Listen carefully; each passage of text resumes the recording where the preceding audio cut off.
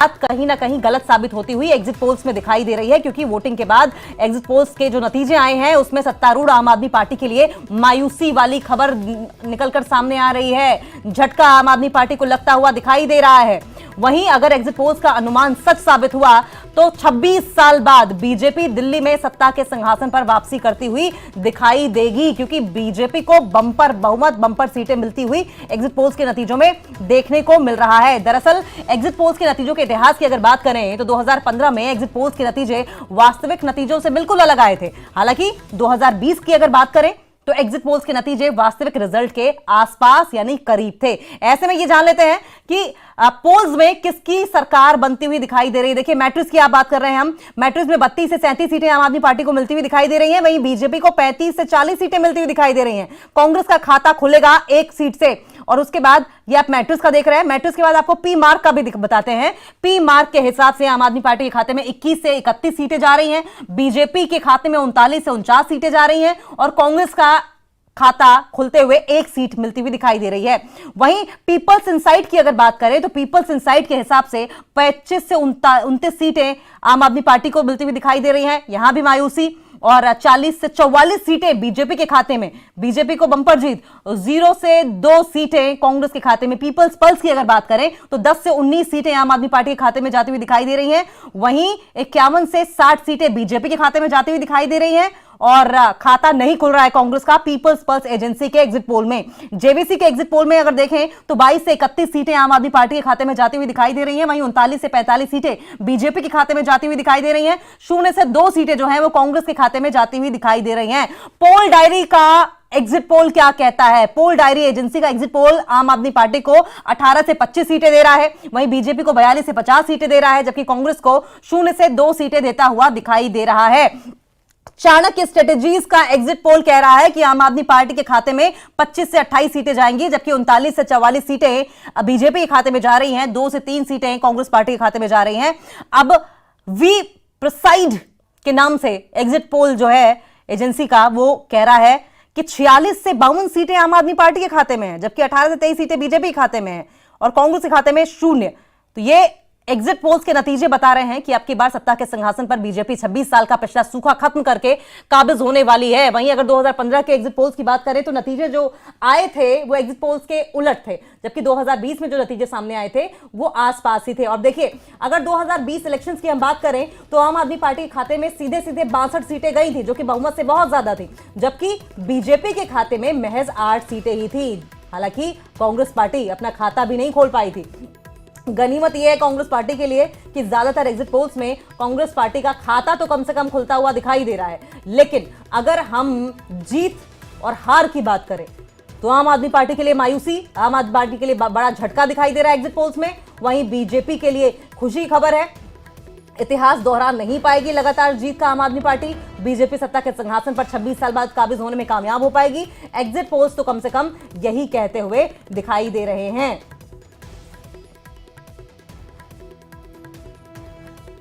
देखिए, एक एक करके हम एग्जिट पोल्स की अगर बात करें, आप न्यूज 18 पर यह समझ लीजिए कि महा एग्जिट पोल्स देख रहे हैं। महा एग्जिट पोल्स के जरिए मोहनलाल बीजेपी प्रवक्ता हमारे साथ जुड़ गए हैं। मोहनलाल जी, मुबारक हो। एग्जिट पोल्स के नतीजों में 26 साल का सूखा बीजेपी का खत्म होता हुआ दिखाई दे रहा है।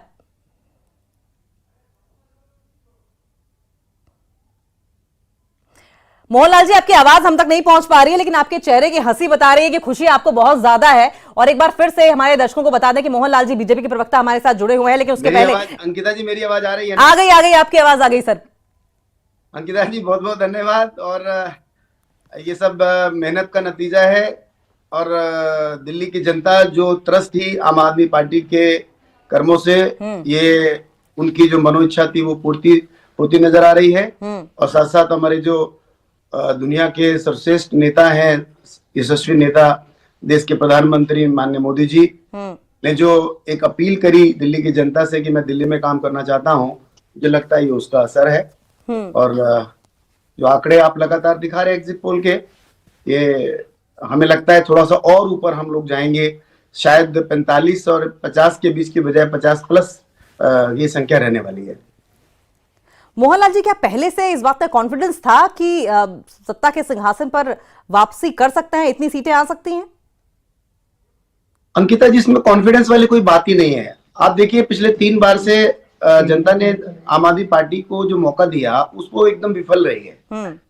चाहे महिलाओं की बात करें, चाहे युवाओं के रोजगार की बात करें, उनके कामकाज की बात करें, चाहे पुरुषों के कामकाज को लेके चिंता की बात करें, रोड की बात करें, गंदे पानी की बात करें, सड़कों की बात करें, तो जिस तरह से आज दिल्ली की जनता में आक्रोश नहीं, मैं कहूंगा गुस्सा था, जो गुस्सा था ये उसका नतीजा है। और इसमें कोई ये जो रिजल्ट्स आ रहे हैं, ये कोई मतलब इसमें कोई ऐसा नहीं है कि कोई अजूबा है, ये पहले से तय है। दिल्ली की जनता आज से 6 महीने पहले ही मन बना चुकी थी। ये तो हमने 6 महीने जो लगातार नीचे जाके कार्यकर्ताओं ने अपनी पूरी जान लगाई है, और ये उसका परिणाम है।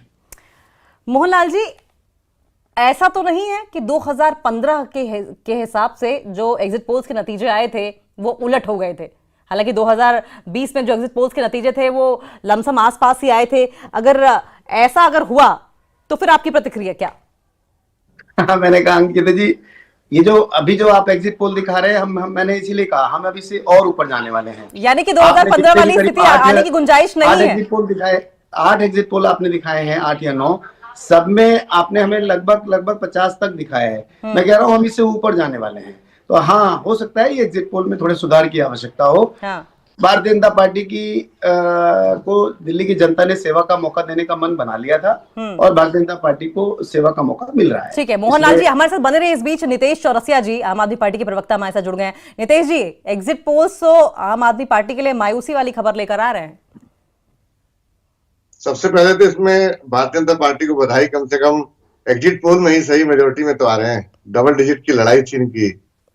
पूरे विश्व की सबसे बड़ी पार्टी 2 डिजिट की लड़ाई में पिछले 10 सालों में नहीं आ पाई। कम से कम 8 तारीख तक ही सही 2 डिजिट इनको मुबारक हो, पहली बात। दूसरी मैं बात कहना चाह रहा था कि हम लोग जो भी एग्जिट पोल्स हैं, आज तक बहुत सारे एग्जिट पोल्स आपने देखे। जब 2003 में थे, जो 2013 में सर्वप्रथम एग्जिट पोल आया था, तो हमें 3 से 4 कहां तक की 0 सीटें दी जा रही थी, और हमने 28 सीटें हम लेके आए थे। जब दूसरी बार हमें 2015 में बताया जाता था कि हार्डली हम 15, 20, 25 सीटें ले आएंगे, 30 सीटें तक ले आएंगे, तो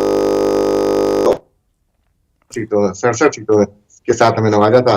तीसरी बार जब हमें 40 से 42 सीटें बताई जा रही थी, आम आदमी पार्टी ने 62 सीटें लेके आई थी। तो आपके जो भी एग्जिट पोल है, मैं इस पे कुछ टिप्पणी करना चाहूंगा, क्योंकि इसमें एक मेरा व्यक्तिगत तौर से मानना है, जो मैं व्यक्तिगत आपसे पूछना चाहता हूं। अगर ये 1% में मानता हूं ये समीकरण सत्य है, तो मैं व्यक्तिगत तौर से मेरा ये मानना है कि इसमें कांग्रेस की सीटें 6 से 7, 8 होनी चाहिए। मैं ये एज ए पार्टी नहीं कह रहा हूँ, मतलब एक नॉर्मल ऑब्जर्वेशन मेरी ये कहती है। फिर मैं कहता हूँ इस तरीके से, मैं इस तरीके के पूरे, अब इसमें परसेंटेज नहीं है। देखिए सर, इस पे ये आपने एक ऐसा स्टेटमेंट दे दिया जिस पे सवाल बनता है, आपका नॉर्मल ऑब्जर्वेशन किस बेसिस पे है? दूसरा, एज अ पार्टी अगर आप नहीं कह रहे हैं, एज अ पार्टी अगर आप कहते हैं, तो क्या आपकी और कांग्रेस पार्टी की मिली भुगत है कि आपको पता है कि नहीं कांग्रेस पार्टी की इतनी सीटें आनी चाहिए थी? मेरी अगली लाइन आपने नहीं सुनी। मैंने कहा आपने वोट परसेंटेज नहीं बताया मुझे। अगर ये वोट परसेंटेज आप शेयर करती तो शायद मैं ये ऑब्जर्व कर पाता कि ये जो आंकड़े हैं इसमें कितने उलटफेर हो सकते हैं। फिर मैं कह रहा हूँ ये जो आपके आंकड़े हैं इसका दूर दूर तक कहीं नाता नहीं है। असल जो आंकड़े हैं पुराने जो फिगर थे उसके इर्द गिर्द के हैं। फिर ये 2020 के जो एग्जिट पोल्स के नतीजे थे उसमें आम आदमी पार्टी को तो एग्जिट पोल्स जिता रहे थे, तब भी क्या दूर दूर तक कोई लेना देना नहीं था? हमें तो पंजाब में 55 सीटें दे रहे थे, हमने तो 92 सीटें ले आए। लमसम तो वही रहा ना। अरे 92 और 55 में बहुत बड़ा फासला है। चलिए मोहनलाल जी इस पर कुछ कहना चाह रहे हैं। मोहनलाल जी। अंकिता जी, मैं तो चौरसिया जी से जरा ये भी पूछ लीजिए कि आज जो थोड़ी बहुत खुशी चेहरे पे नजर आ रही है, ऐसा तो नहीं कि एक दिन कल जाते जाते, परसों जाते जाते और 8 तारीख आते आते ये ईवीएम पे कुछ ब्लेम करने वाले हैं?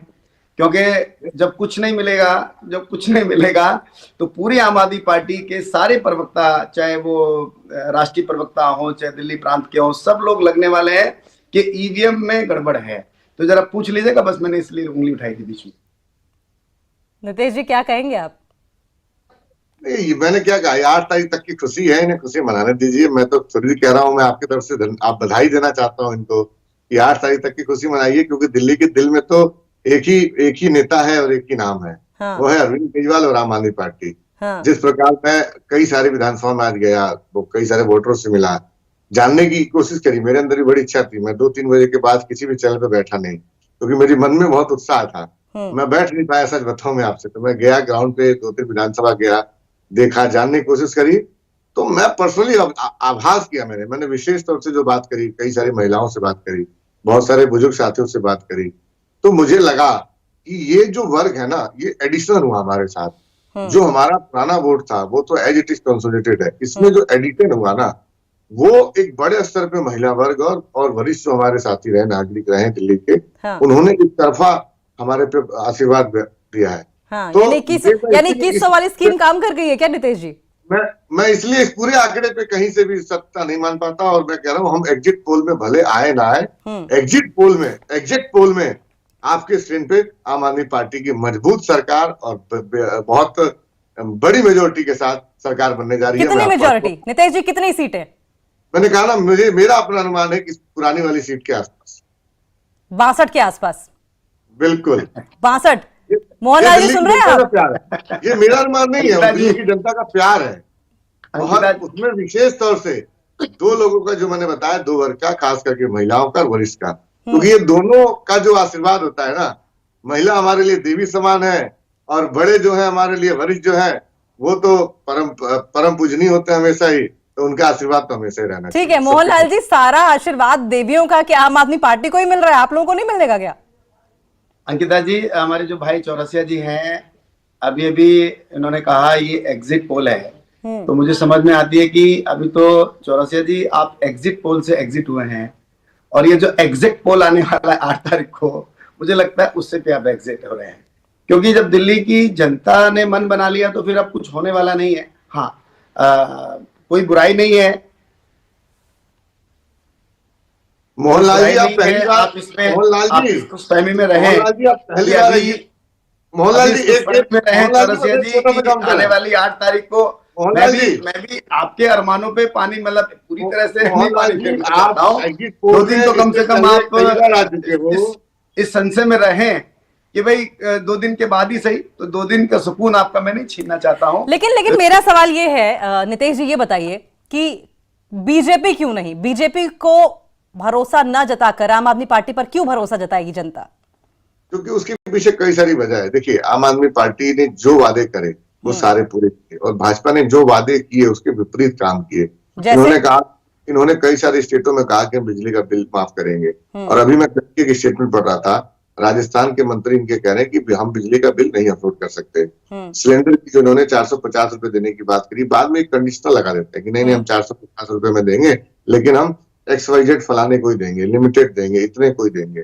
फिर उसके बाद यानी कि नितेश जी आप ऐसा कहने की कोशिश कर रहे हैं कि जो ये फ्री रेवड़ियां बांटने वाला जो कल्चर है वो बीजेपी प्रमोट नहीं कर रही है क्या? इस बात को लेकर आप निंदा कर रहे हैं?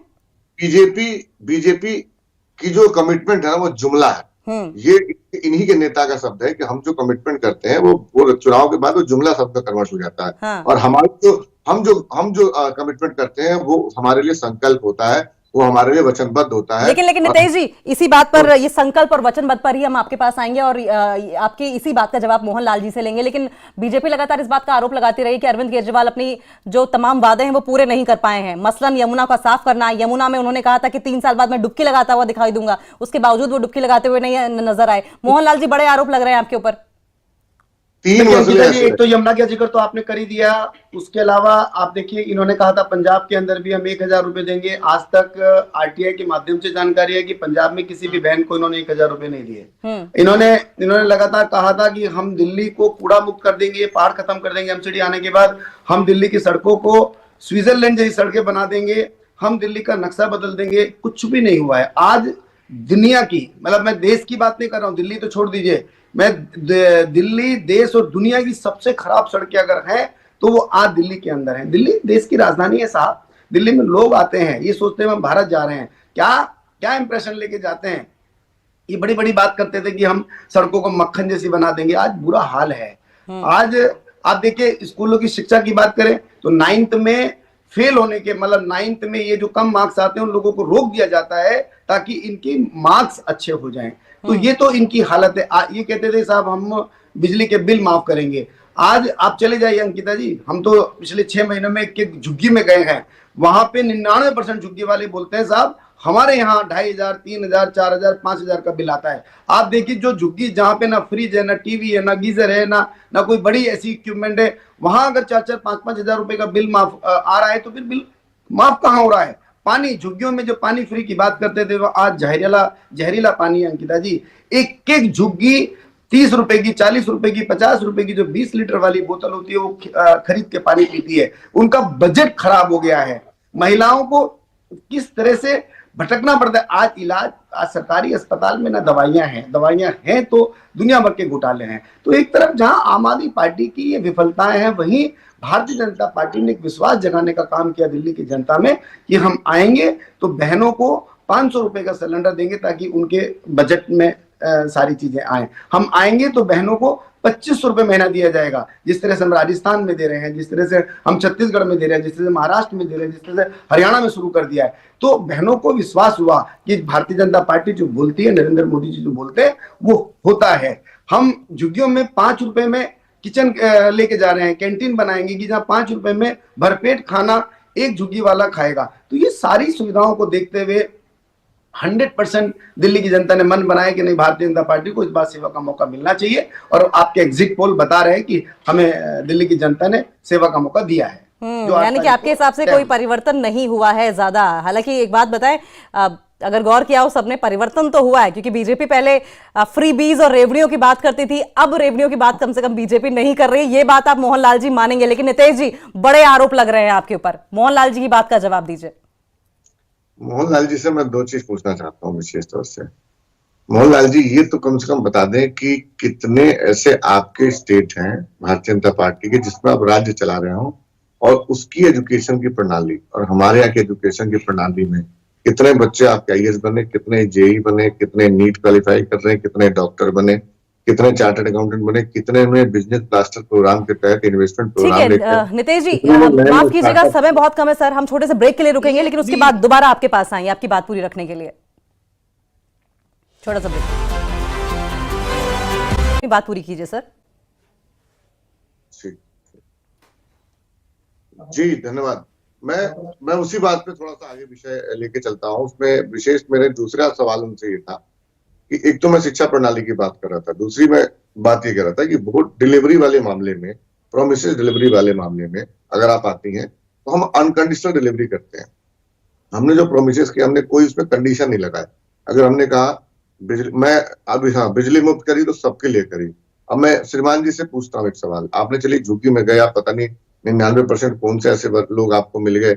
मैं आपको कहता हूँ आप अपने घर का 3 महीने का पिछले का बिल लेके आओ, और आपके चैनल पे मैं आपको भी आमंत्रित करूंगा अंकिता जी कि कम से कम ये सार्वजनिक हो जाए। देखिए मैं अलग में हट के बात नहीं कर रहा, हम तो जनता के बीच वाले आदमी, जनता। अगर आपको ये चैलेंज कर रहा हूँ मोहन जी, आप तो भारतीय जनता पार्टी को अपने पुराने 3 महीने के बिल लेके आओ और मैं अपने 3 महीने का बिल लेके आता हूँ। अंकिता जी आप भी 3 महीने पुराने बिल लेके आओ, हम तीनों लेके बैठते हैं और चैनल पे सार्वजनिक करते हैं। अभी दूध का दूध हो जाएगा और पानी का पानी हो जाएगा। आप चलिए छोड़ दीजिए, मैं कहता हूँ। मोहनलाल जी, नितेश जी कह रहे हैं हाथ कंगन को आरसी क्या, पढ़े लिखे को फारसी क्या, दिखा दीजिए बिल। क्या कहेंगे? देखिए मेरे और आपकी बिल की बात तो छोड़ दीजिए अंकिता जी। नितेश भाई हो सकता है अब क्योंकि आपकी सरकार है, आपके अपने घर के बिल क्या आ रहे हैं हमें नहीं पता, बट ये तय है कि अंकिता दुबे जी और मोहनलाल झारा के जो बिल घर के बिल है ना वो 100% 150 गुना हो गए हैं। अगर अंकिता जी का घर का बिल पहले 5000 रुपए आता होगा तो वो 7.5 हो गया होगा। मेरे घर का बिल अगर 8000 आता होगा तो 12000 होगा। ये सब वो मेरी आपकी बात छोड़ दीजिए। हम तो कहते हैं झुग्गियों में, आप जरा झुग्गियों में चलिए ना। मैं नितेश जी जरा समय निकालिए, आप तो झूठ बोलना बंद कर दीजिए। नितेश जी आप देखिए, अगर मजा तब आता है जब आप बोल रहे थे तो मैं आपको ध्यान से सुन रहा था।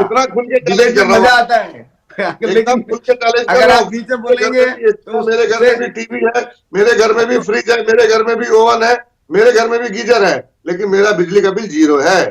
और तभी मेरा केजरीवाल साहब, नितेश भाई आप लोगों की सरकार है साहब, आप लोगों का शीश महल पे अगर चार फ्लैटों को तोड़ के शीश महल बना लेते हैं, आप लोग वहाँ पे 4 लाख रुपए का पॉट लगा लेते हैं, आप अगर शीश महल में 52 करोड़ रुपए खर्च कर देते हैं, वो पार्टी जो कहती थी कि हम तो आम आदमी पार्टी हैं, हम तो 2 कमरों के मकान में रहेंगे, वो शीश महल बना लिया उन्होंने। तो साहब आपके कहने क्या है साहब, आप तो कुछ भी कर सकते हैं। किस विचारधारा का हो, अगर वो बिजली का बिल हमने 0 करा तो हर वर्ग विशेष के लिए करा, हर। अच्छा एक सवाल, अच्छा नितेश भाई, एक छोटी सी बात का जवाब पूछता हूँ। निकिता जी अगर आपकी आज्ञा हो तो जरा पूछ लेता हूं मैं। नितेश भाई ये बता दीजिए कि आयुष्मान योजना जिसमें पूरे देश के अंदर लगभग 4 करोड़ लोगों को आज 5 लाख रुपए तक का इलाज मुफ्त मिलता है, आपकी ऐसी कौन सी ईगो सामने थी, ऐसा कौन सा आपका मतलब घमंड था कि आपने दिल्ली के लोगों के लिए वो लागू नहीं होने दी, जिसकी वजह से हजारों लोग नहीं लाखों लोगों को लाभ मिल सकता था, और आपने उसको वंचित रखा सिर्फ इस बात के लिए क्योंकि आप नहीं चाहते थे। आपका अहम केजरीवाल जी का घमंड, केजरीवाल जी का अभिमान इतने आड़े आया कि आपने दिल्ली की जनता को कुचलने दिया, दिल्ली की जनता को मरने दिया, लेकिन आपने आयुष्मान योजना पिछले 4 साल से दिल्ली में लागू नहीं होने दी। मैं जवाब देना चाहता हूँ। आप मुझे आपने आयुष्मान योजना की बात करी, मैं आपको साक्ष्य देता हूं। अभी 600 हॉस्पिटल ने, अस्पताल ने आयुष्मान योजना के पैनल में लेने को बंद कर दिया। हरियाणा मेडिकल एसोसिएशन के सारे डॉक्टरों ने लिख के दिया है कि हम 600 हॉस्पिटल की पूरी एसोसिएशन है, लिख के दिया आयुष्मान के एक भी पेशेंट नहीं लेंगे। क्यों भाई? इसका मतलब आयुष्मान में बहुत बड़ा घोटाला है। सीएजी की रिपोर्ट ने साफ तौर से कहा कि जो पेशेंट मर जाते हैं उनको एडमिट करके उनके बिल बनाते हैं, जो पेशेंट एडमिट ही नहीं होते उनका बिल बनाया जाता है। और दूसरी बड़ी प्रमुख बात, 5 लाख रुपए में कौन सा आप कैंसर का ट्रीटमेंट कर लोगे, कौन सा आप बहुत बड़ी बाईपास सर्जरी कर लोगे, कौन सा एक छोटी सी सर्जरी में 5 लाख रुपए लग जाते हैं। और तीसरी और बात, एक तरफ ये योजना, मोहल्ला क्लिनिक में आप सारे मोहल्ला, लेकिन नितेश जी मेरा सवाल ये है, ये तो बाल की खाल निकालने वाली बात हुई ना सर, नहीं कुछ नहीं से कुछ ही सही। अरे शर्म कीजिए नितिन भाई, अनलिमिटेड, अरे शर्म कीजिए, करेंगे कुछ तो तर्क हो। आप आम आदमी पार्टी के प्रवक्ता है दोस्त, बताइए, सही बात करेंगे तो मजा आएगा। क्या है 5 लाख रुपए के इलाज परिवार को जो मिल रहा है, वहां आप मोहल्ला क्लिनिक खोल के बता दें पूरी दुनिया में, आप ढंढोरा पीटते हैं कि साहब हमने मोहल्ला क्लिनिक राष्ट्रीय चरण पे बैठे हैं। बताइए आयुष्मान योजना की एलिजिबिलिटी क्या है? आपके घर टीवी है, आपका आयुष्मान नहीं मिलेगा।